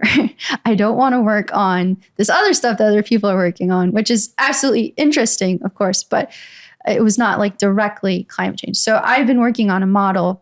It's a statistical model. So it's different from like the climate models that you hear about, which use a lot of physical equations and stuff. And there's models for clouds, and they take a long time to run. These are statistical models that can be run in a shorter period of time. And then you can actually incorporate them into management software so that people could actually use them locally. So there's like Water Manager. So we have these decision management softwares that we've done, or previous people in the group have done, that help them decide like how much water you should release from the dam, depending on the historical weather. And now we have to design them in a way that is adaptive, because you can't rely on the historical record anymore because of climate change. So my model is statistical, and I take sea surface temperatures and I look for correlations. So statistical correlations, which means like, is there a relationship between these points like of temperature on the surface of the ocean? Are they related in some way to some other climate variable like rainfall? And if there's a high relationship between them or a high correlation, then I build a linear model. So I'm pretty sure I'm losing like most of your audience here, but it's a model. And then with that model, I can try to use that to make predictions about something that's happened in the future with new sea surface temperature data or new rainfall data or something like that. So that's what I work on. And the goal there with this particular project is to try to forecast frequencies of hurricanes over the next coming decades. So we want to know, are we going to see more hurricanes, right? Our understanding is probably, we're seeing a lot more extreme hurricanes happening around the United States, like the Gulf of Mexico and places like that. So that's where my research is right now. So it is climate change related. We focus on the water side. I'm not like a climate scientist in the sense that like I study, the atmosphere or I study glaciers. I'm a physicist who works on climate change in the civil and environmental engineering department. And our goal is a little more practical. But you're in a community of people who consider a range of issues to do with climate change. Yeah. You're exposed to a lot of different people. Yeah. I mean, like I said, my advisor wrote the water chapter, the 2014 climate assessment. So that's all about like what is going to happen in the United States with rainfall, with droughts, floods, things like that. But there's a lot of people who just outright deny there's an issue or have questioned previous models. I mentioned you, Michael Mann, like people bring up his cooling article, which he now debunked and said it was wrong. Yeah. But other people say, well, we've had so many models in the past and they haven't been what people have said. And when we had Eric Weinstein on, he was saying, well, can people actually model this stuff? Can you model all this stuff? Yeah, that's the Jordan Peterson line too. Yeah, I'm a bit disappointed with Jordan Peterson recently. Personally, I feel like... I haven't. You mentioned I interviewed Catherine Hayhoe, someone I hugely respect within this field, and she refuses to even debate climate deniers. She says, "Why would I do that? Like most people with common sense wouldn't debate a flat earther because it's nonsense." Yeah. For me, in my world, this is absolute nonsense. Climate change is happening. It is caused by humans, and there are very severe consequences that come in. So for those people who even use the word denial, like will be used against you, but people who are skeptical, what do you say to them? Oh, it's hard. It depends on how skeptical they are or how much they deny it. Super skeptical. Yeah. I mean, you have to, I haven't really interacted one-on-one in person with people who deny climate change. Most of it I've come across on Twitter. Let's try now. I'll be that person. I'm like, Margot, this is bullshit. This is bullshit. Well, I guess I would ask, why is it bullshit? What aspect of it do you not get? I mean, climate's always been changing. And, if we go back and look into the soil samples from 400,000 years ago, we had similar, blah, blah, blah, the same shit they always say. Yeah, right. So people say that. Of course, we've had high concentrations of carbon dioxide in the atmosphere in the past. But that was before, first of all, that was before humans were even on this planet. Second of all, if you look at over a long period of time, you can actually see how the emissions have ramped up considerably or how temperature has ramped up considerably. It's exponential growth. And in that you have never seen that in the climatic record or the ice core records of the paleoclimate, right? You've never seen that. It has never ever shot up like what they call a hockey puck. I mean, like a hockey stick. Yeah. And that is a sign that something has changed. So you could show people that. You can show them look here, look over these millions of years, this has never happened. Now suddenly here, where humans exist, since the late 1800s, we're seeing this exponential growth. So what is the cause of that? And they, depending on how much they spend looking through these climate denial websites, they might come up with something else. And then you have to tell them, well, that's a very that's taken out of context, or that just doesn't, that I don't even know where you got that. That doesn't even make sense. There's a lot of that. So it's really, there's a lot of layers that you have to peel back. And there's dishonest actors who disseminate disinformation with regards to climate change, who are paid by groups, lobbying groups. I interviewed Nathaniel Rich, who wrote a book on climate change, who back in the 70s, the oil companies had consensus. The scientists at the oil companies knew there was a problem. Yeah. I can't remember the name of the book. Daniel, look it up. But Losing Earth. The decade we had. The decade we almost. So the decade we almost stopped climate change. Or something. Yeah. I think I've heard of this book. Yes, he's a great writer. He wrote the article that led to the film Dark Waters about DuPont poisoning the waters around their factories and killing the cows. The film came from his article. He wrote this book. He also he did an investigation into Quadriga. He's a fantastic journalist, a fantastic writer. But in that book, he was saying there was consensus with the scientists working at the oil companies. Mm-hmm. But due to policy change or fear within government, this was all kind of pushed back. And then we lost the opportunity at that time to attack this. And what I've become aware of is that there are people out there spreading falsities about the environment, Mm-hmm. Which is problematic. Yeah. That's a whole other issue. Misinformation online, or just outright lies, making things up and presenting them as facts. That happens in a number of spaces. I mean, even like with the reporting on with Putin's invasion of Ukraine, it's like really hard sometimes to know, like, did that actually happen? Was that actually in Ukraine? Because there were a lot of clips that were from Palestine actually early on. So yeah, I don't understand the motivation for spreading lies like that. Confusing people seems to be the main goal. And with climate change, that has happened. That has been happening over the last several decades. Well, it's incentive models as well. I mean, I think it depends on what we're talking about. If you're talking about a war zone, we're talking about propaganda as a weapon of war. Yeah. You have guns, you have tanks, but you also have propaganda.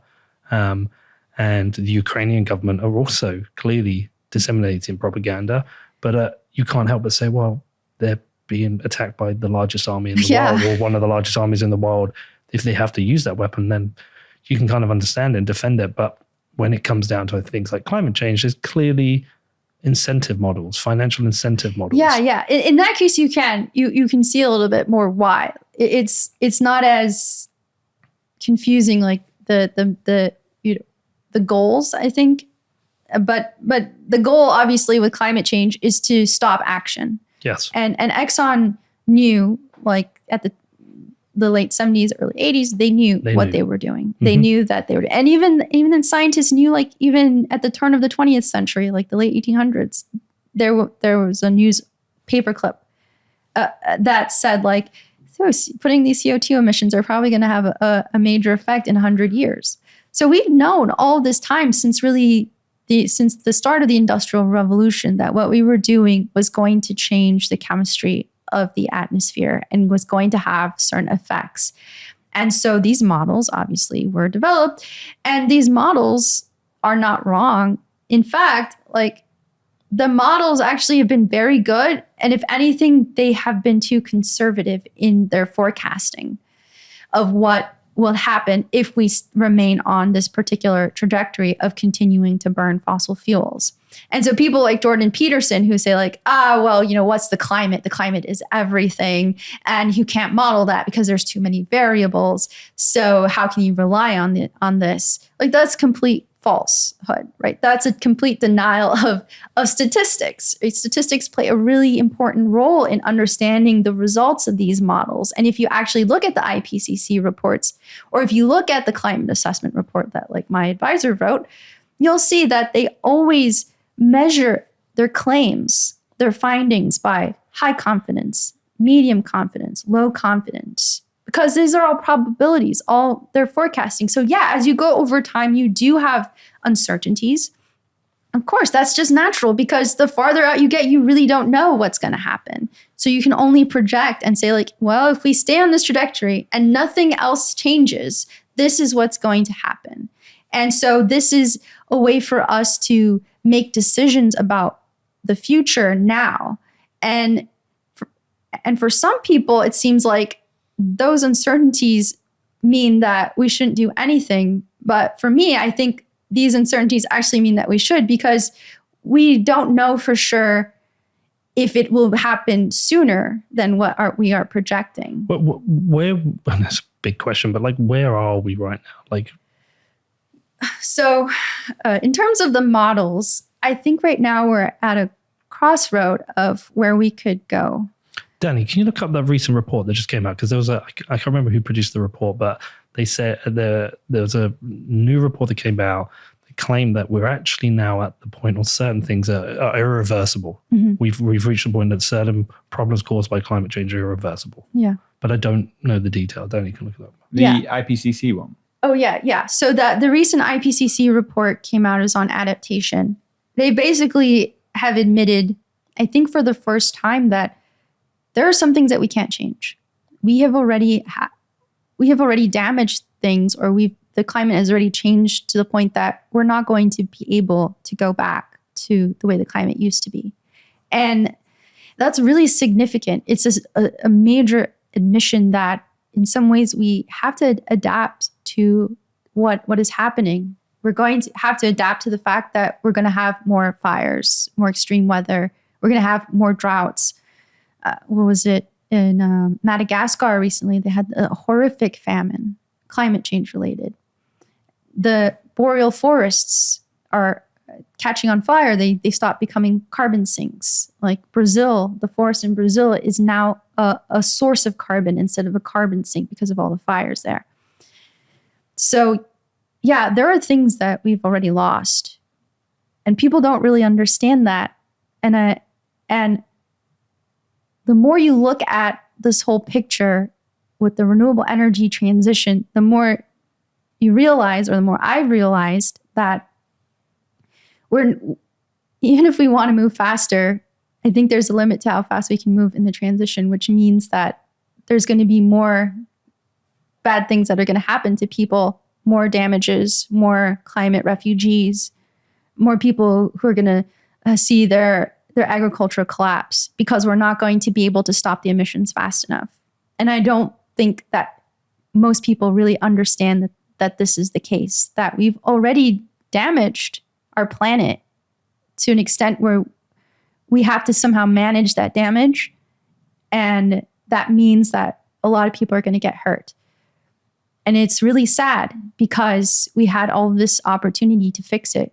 If we had started this 20 years ago, the speed at which we were going wouldn't be so big of a deal. How would it be fixable? Because obviously there's been a big push for renewables, wind and solar, hydropower, but we know wind and solar are not reliable.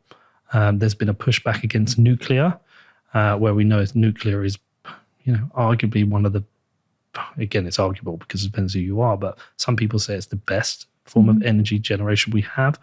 Others say it's not worth it because of the risks that come with nuclear. I'm obviously out of my depth here. From your point of view, how do you think it should be solved? Right. So there's two separate issues that have to be tackled. Obviously, we have to stop burning fossil fuels, and we need to transition our grid to a renewable energy-based grid. And yeah, it's intermittent, so there are issues that have to be addressed. But I think they can be addressed, and they are being addressed, but it's a little slow. And Bitcoin plays a role in that, obviously, like we're seeing here in Texas with ERCOT. We're seeing Bitcoin mining play a role in balancing the grid. Isn't that one of the most unbelievable outcomes for Bitcoin that not even Satoshi could have predicted? It's just fucking beautiful. I'm sorry. Oh, yeah. I keep getting emails from people saying, can you stop swearing on your show, please? Really? Yeah, a lot. Oh, wow. I tell them to fuck off. Yeah, good. It's your show, man. Do whatever you want.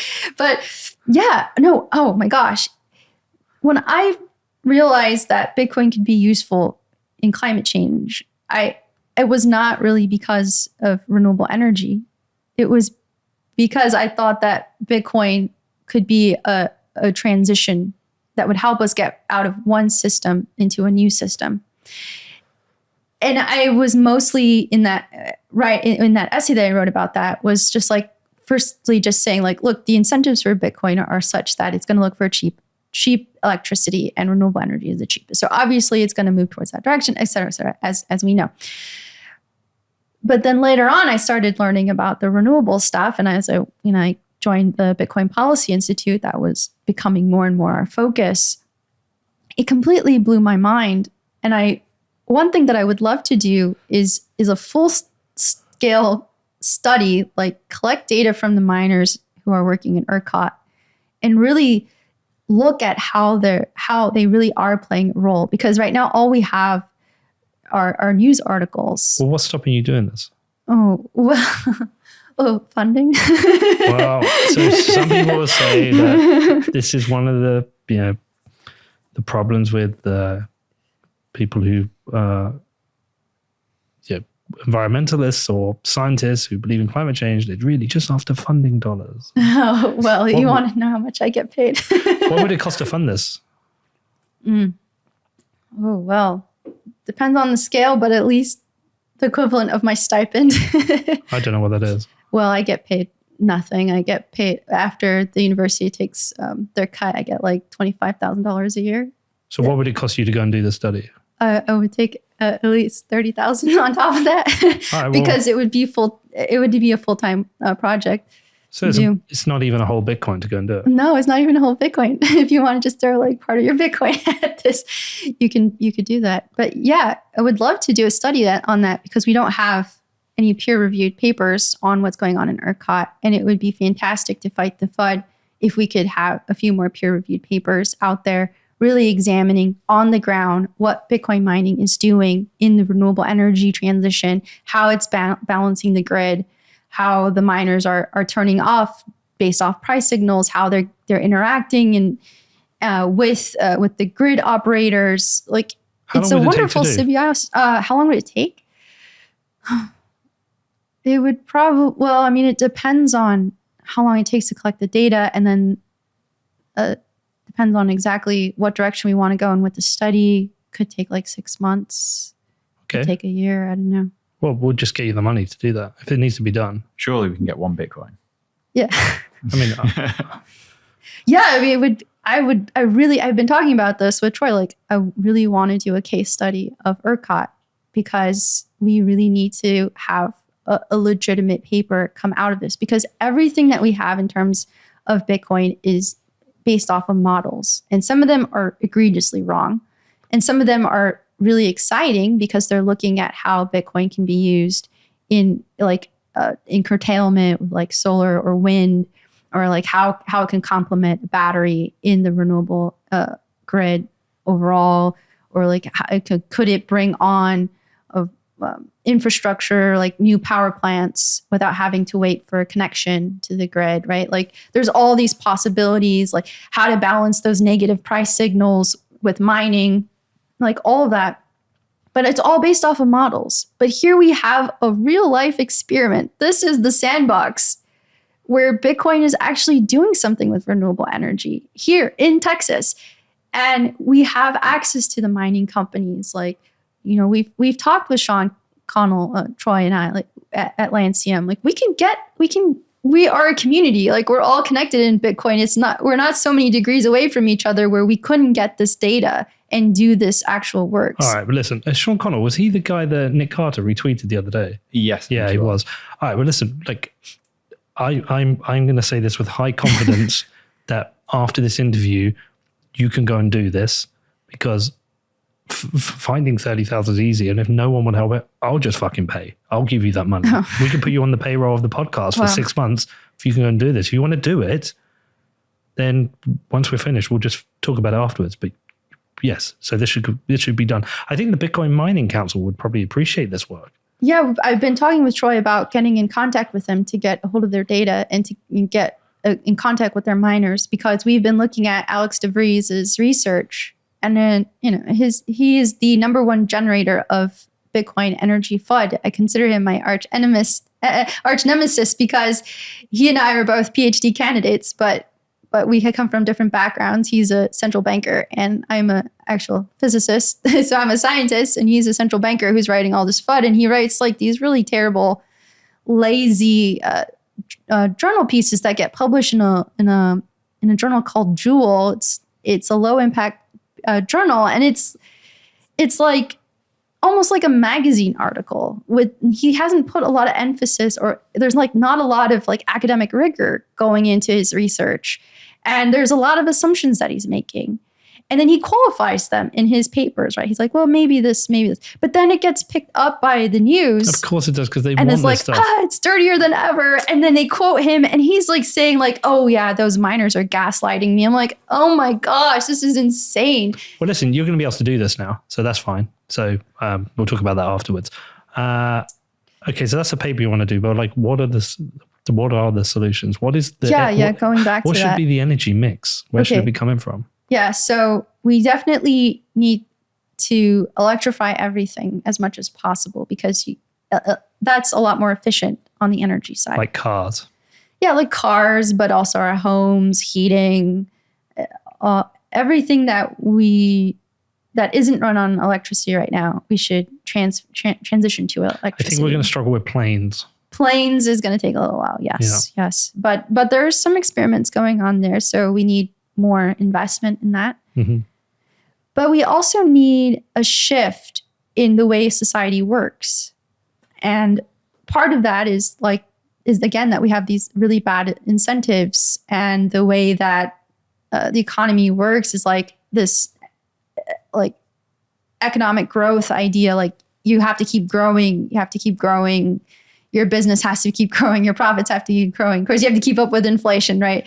Because there's always, the money printing aspect of it. That's a problem. I think this is the area you're going to really struggle with winning hearts and minds. Yeah. I think changing the energy mix is doable because it doesn't affect people's lives as long as they can have energy. So they can drive their car, as long as they can heat their house. Trying to get people to the idea that you're going to shift society away from growth and the importance of GDP. That's a toughie. Yeah, it's tough. But I think Bitcoin is useful in that because of the monetary cap. And so Bitcoin can grow in a way that could possibly track our like energy needs over time. And this is not so detached from something called degrowth, which is a big deal in the climate movement. And for the first time, actually, in this recent IPCC report, they actually mentioned degrowth. What's degrowth? So degrowth is basically, it's this idea where certain aspects of the economy have to stop growing because the resource use is too much. Like it's very wasteful. Like for example, like fast fashion. Yeah.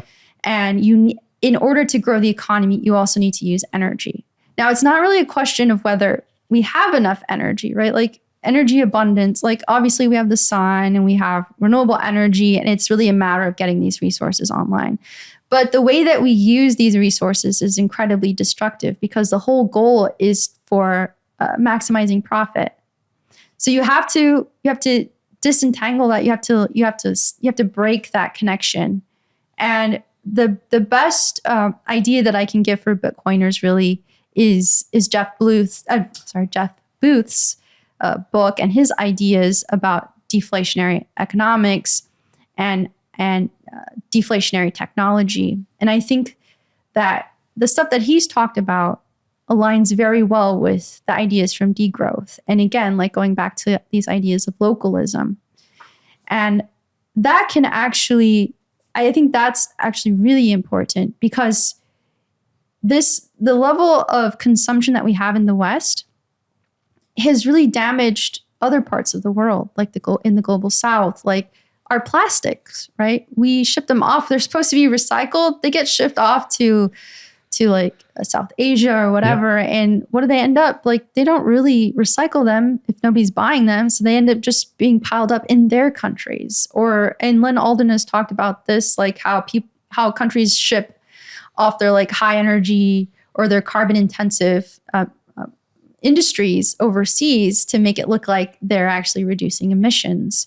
So we as the rich West or nations are just polluting these other places with our desire for things that just can be easily replaced, right? So we have to change how we operate in society. That's really important.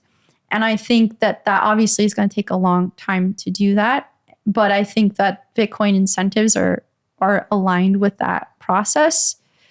And people, when I talk to people in Bitcoin, like they're really on board with that. Like people are like, yeah, I don't like the way our society works. I don't like that we're so consumerist. We used to have products that lasted a long time. That is a universal truth amongst, I find, Bitcoiners, is that this consumption society is bullshit. It's a fiat. Yeah, exactly. A fiat. Yeah, it's like bad fiat incentives. Yeah. So degrowth is really aligned with that.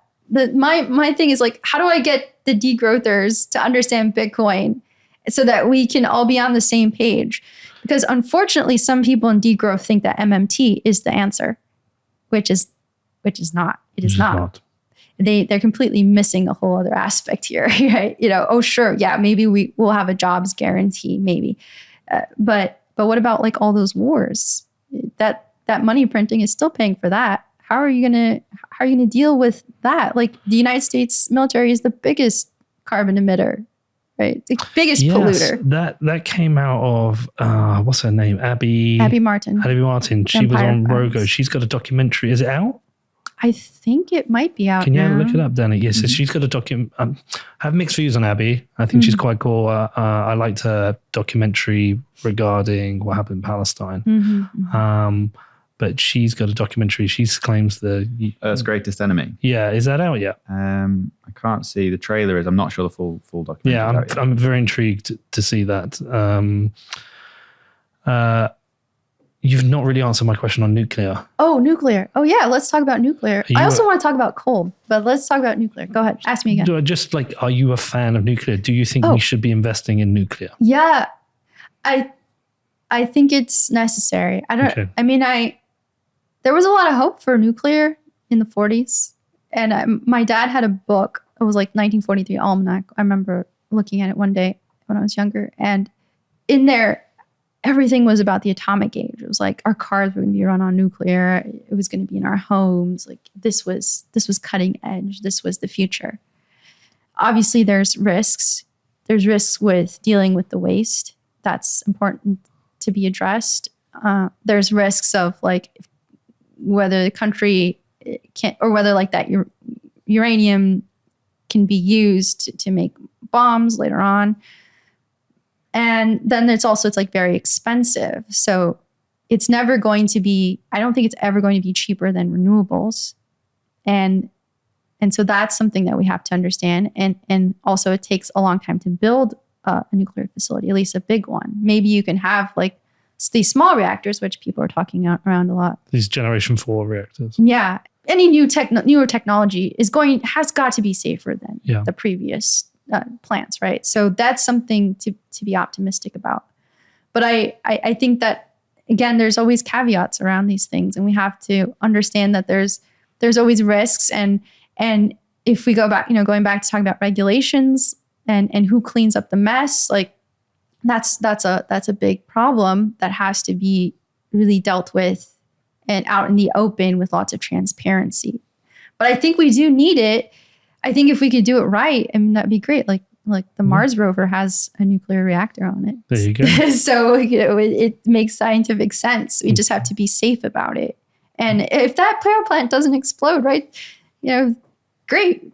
That means that the civil engineers who designed it to withstand a war. And if your nuclear plants can be designed to withstand a war, then we're doing pretty well in that regard. So I'm hopeful. I'm hopeful about it. I think we do need it. It will be easier to manage the intermittency of the renewable power plants. The alternative is hydrogen, which is fission. No, like hydrogen gas. Okay. That would be produced by renewables. So, but that's something in the future that's not ready yet. Obviously, nuclear, we know how to do that, but it's going to take us a long time. Like each of these plants is going to take like a decade, and we already have solar and wind, and solar is the cheapest renewable energy on the market right now. So we should be bringing on as much of that as possible. Okay, and what do you say to people who think there's a lot of waste in the production of solar and wind production? Yeah, these are all good points.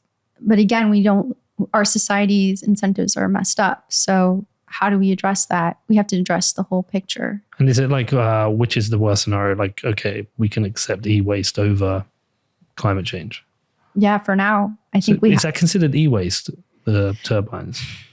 I mean, it's not e-waste in sense, like they're not electronic, but it's like a manufacturing waste, I guess. So, I mean, whatever happens, whether it's renewables, we're going to have manufacturing waste, whether it's nuclear, do we ship all that off to?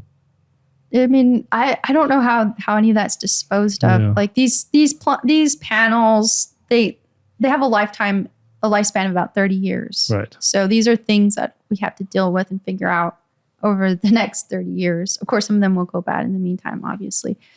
I don't know a lot about how they're dealt with when they're disposed. I guess some of them get buried in the ground. I don't know. I don't really know. I'm just speculating. But yeah, we do need to deal with that. Anything we do in our environment has a negative effect. Mm-hmm. We just have to manage it. We have to figure out how to manage these negative externalities, because I build a home. Well, I just disrupted the environment, right? I like probably built my house on top of an ant colony or something, right? Like I did some minor damage there, but I need to live in a home. Yeah, exactly. Right? That was a massacre of those ants. Oh God. So what about coal then? You said you wanted to talk about coal. Yeah, coal. Okay, so coal is a big Bitcoin FUD. And every time a coal plant gets brought back to life with Bitcoin mining, I get an email like, did you see this? What do you have to say about that, from friends, who are skeptical about Bitcoin? It's your fault, Margot. It's my fault. I'm working against the climate movement. I've lost my way.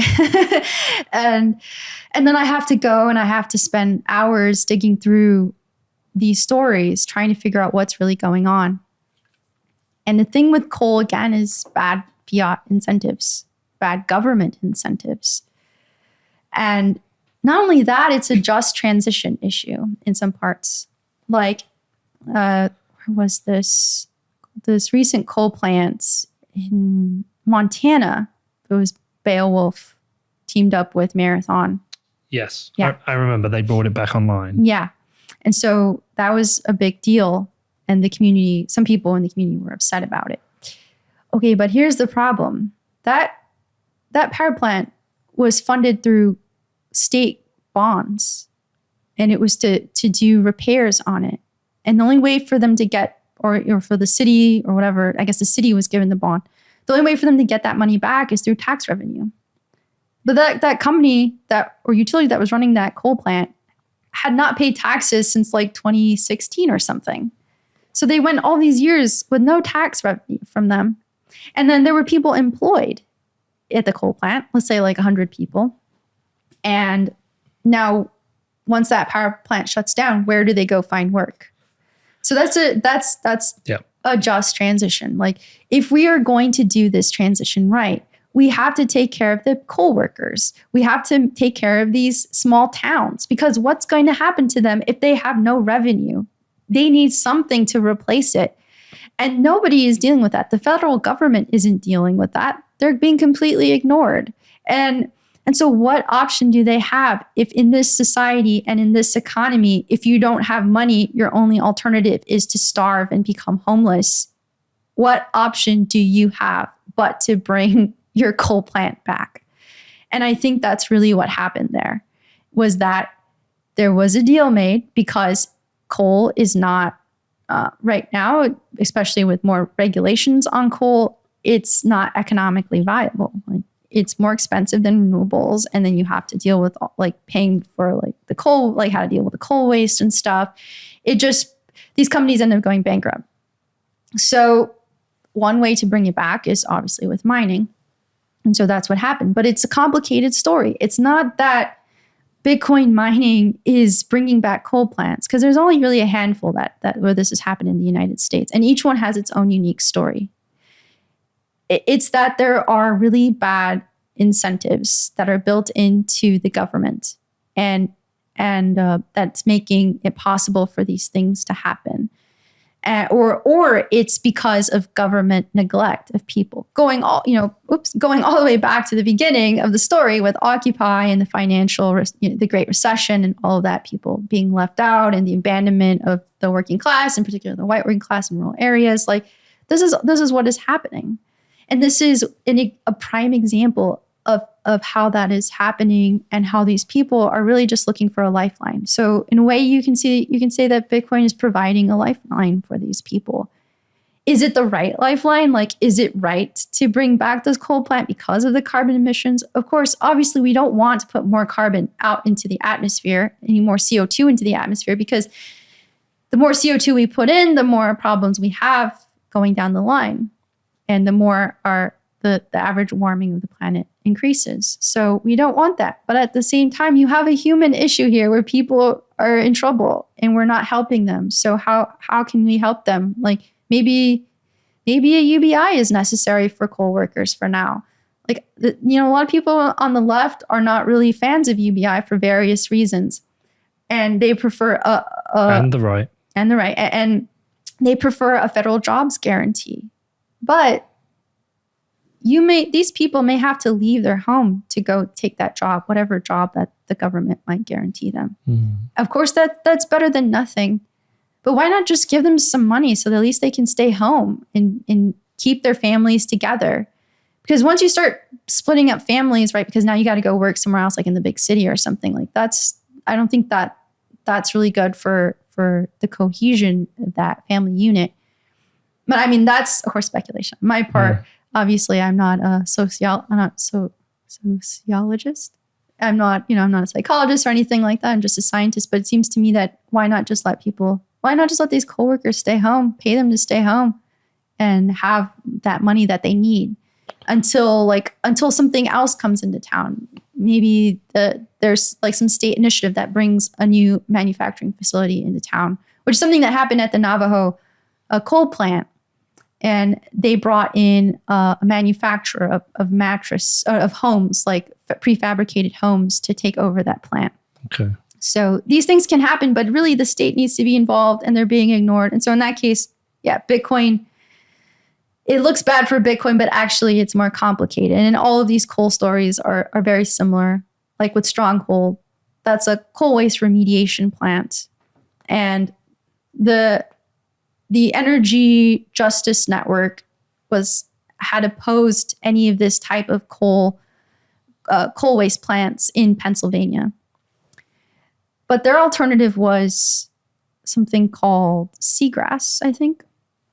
And they were like, this is more natural. You can just let the grass take over and it'll like fortify the soil and things like that. It'll be better and, it'll look nicer. But there's no real scientific studies on this. I went and dig through the literature trying to find research on this type of grass as coal remediation. And I found next to nothing. There was like one article that said that only the invasive species on this one area where there was coal waste, it was only invasive species that were taking hold there, not like any of like the native plants. So that's a new problem, right? So then the other issue is that these piles of coal waste can spontaneously catch on fire, and they're leaching into the water, they're leaching into the soil, and they're contaminating groundwater, which is a major problem. It's very easy to contaminate groundwater. It's not that easy to get that contamination out of the groundwater. There's research that's done on just how to do that, and I know professors in my department who work on that, and it's not easy.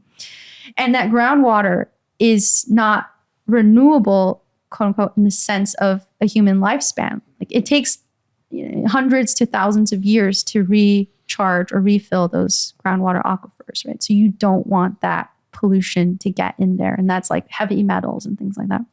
So the only viable alternative are these waste coal plants. And that's what Stronghold has been doing. They're running a waste coal plant, and they're not meant to be profitable, but they're meant to operate on the margins because they're really remediation. And so these guys who are running Stronghold, I heard them speak with Nick Carter, interviewed them. And they give a really compelling case, and they seem very sincere in what they're doing. I'm really interested in seeing some of their studies to see because they're claiming like a 90% reduction in certain emissions like sulfur dioxides, which is a very heavy, it's a very strong greenhouse gas that is stronger like over a certain time scale compared to carbon dioxide, right? So you don't want a lot of that emitted. But if they're claiming 90% reduction, that's massive. That's a really big deal. So this right now is our only option to deal with this, because you're polluting the environment and you're causing people to develop health conditions, cancer, and then they catch on fire spontaneously. So now you're now emitting CO2, just like burning it with nothing, no regulation on that. At least coal plants had some, right? So that's what I mean. Like everything we do has these, or is a compromise. Like we're damaged, we have damage no matter what we do. And with these coal plants and the coal waste has been around for like, over like 100 years or something. Like this is damage that's done. Like, we already did this damage. We have to figure out how to deal with it in the least harmful way possible. And this right now is the only way we have to deal with this. And I think this is really hard for some environmentalists to understand because they really want to see a natural way to solve this problem. Well, our mutual friend Troy Cross has an idea. Yeah. Well, with his hash rate war. Yeah. Yeah, I love Troy. I call it the hash rate war. Like let's have this green hash rate war where we like push out all of the fossil fuel dependent mining. But I think it's great. And I in fact, that was like, I read one of the first things first time I interacted with Troy was over that paper. Yeah. And I was like, oh, Troy, let's do a solar farm. And then we could sell hash rate with our solar farm. And then, but anyway, that was one of my pie in the sky ideas. But then, of course, now we work together at BPI. But yeah, he's got a really fantastic idea. He and Andrew Bailey, also at BPI. And absolutely, it sounds like since his last interview, he's gotten a lot of people who are interested in trying to make this happen. And I know it's been talked a lot on Twitter. So it's really exciting to see where that goes. The more people who hear about it, especially those who have the money to make things like that happen. Well, he's coming back on with Nick Carter to discuss it again. Oh, perfect. Oh, that's going to be exciting. Yeah. That's great. Wow. Is there anything I've not asked you about that you wish I had? We've covered it a lot. Oh, I think that's most of everything. There's a lot that we can talk about, obviously. But I really wanted to mention the coal thing because there's a lot of FUD around that, but it's very complicated on the incentives. Obviously, subsidies are a major problem. They just funnel banks money towards these industries. And I just hope that people who are listening can be a little more open-minded about climate change because it is happening. Even if you don't believe it's happening, it is. And it can lead to economic grief for the entire society, it's not just for the global South, for us too. Like every time a town burns down in Canada or in California or wherever because of these wildfires that are getting bigger and bigger, like that's a massive economic loss. So if you only care about economics and money on that end, well, that's really bad. Let's change the incentives then. Yeah, we have to change the incentives. If people want to follow you or read any of your work, where should they go? You're going to declare your name right now. Yeah, I'm Jin Urso on Twitter, and my previous writings were under a name called Magus Paravalon, and you can find that on my Twitter page, Twitter profile. I have it linked there to my Medium articles. I've also written an article about CBDCs from a sort of like a progressive perspective, countering Yanis Varoufakis. So I have that up there as well. And then, of course, I'm with the Bitcoin Policy Institute, and Troy and I will have a white paper out soon there, and hopefully an op-ed soon once this war calms down. So you can find me Jin Urso, just like the movie, the Star Wars movie, but with a U on the name. Well, this was fascinating. So thank you for coming on. When this comes out, I would probably recommend don't go and read the YouTube comments. Oh, yeah. There will be good ones. There will be I've got some crazy people who follow me on YouTube, and there will be some shitty comments. Oh, yeah, I'm sure. You're probably used to this. Yeah, it's okay. All right, well, listen, thank you. We will do this again. You're a fantastic guest. I can't believe this is you're only your second podcast, which is unbelievable. Yeah. Just good luck with everything. Go and start this. Basically, once we've finished up, we'll talk about this because we will have you funded so you can go and do this piece of research. Even if people 100% disagree with you on climate change, I still think those people will want to read that report because it suits everybody to know about what's happening. So yes, we will get that funded to go do it, and stay in touch, and we'll talk about this again sometime in the future. All right. Sounds great. Thank you so much, Peter. No, thank you.